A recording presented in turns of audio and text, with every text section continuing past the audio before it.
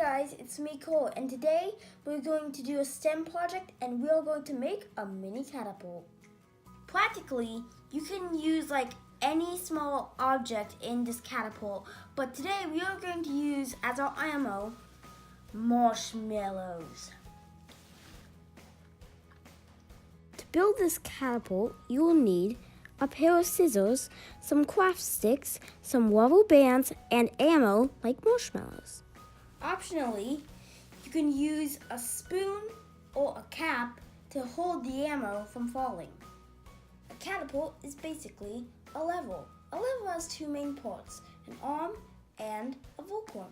The fulcrum is the part of the level where the arm pivots. The first part we are going to make is the fulcrum, which we will make out of 8 craft sticks and 2 rubber bands. Just line your craft sticks up and secure a rubber band tightly around each end.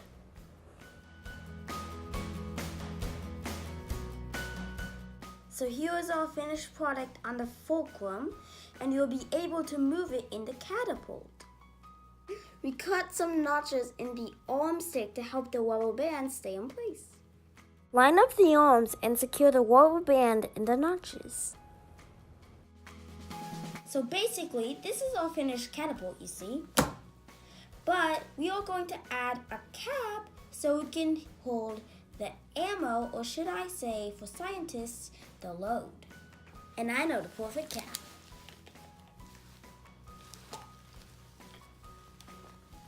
Science is tasty, really tasty. To attach the cap to the end of the arm, you can use hot glue or tacky glue. Just make sure that the cap is not going to fall off.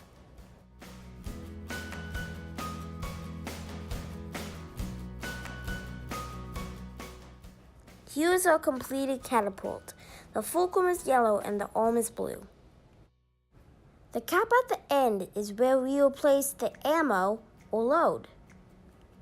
Applying force at the end will launch our ammo.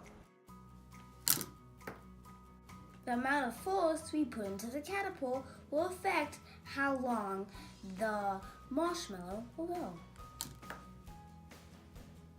Let's try that with a little bit more force.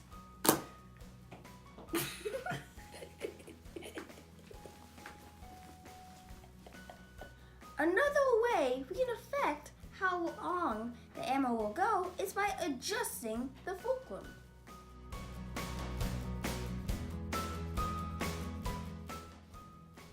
Let's see how it affects our launch. When the fulcrum was toward the front of the catapult, the ammo went farther. When the fulcrum was closer to the load, the ammo went higher into the air. You can also test the performance of your catapult with other small objects like cheesy poofs.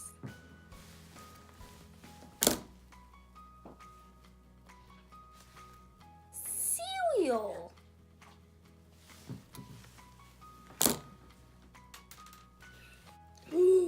Candy?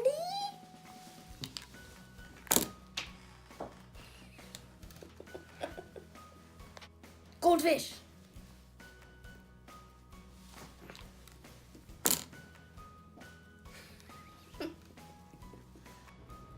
You can even load up some dog treats for your furry friend. So remember the 3 ways that we tested the performance of our catapult today were to change the amount of force, change the position of the fulcrum, and change the type of ammunition in our load. So if you're looking for a STEM project that's delicious and fun, always think about making a mini catapult.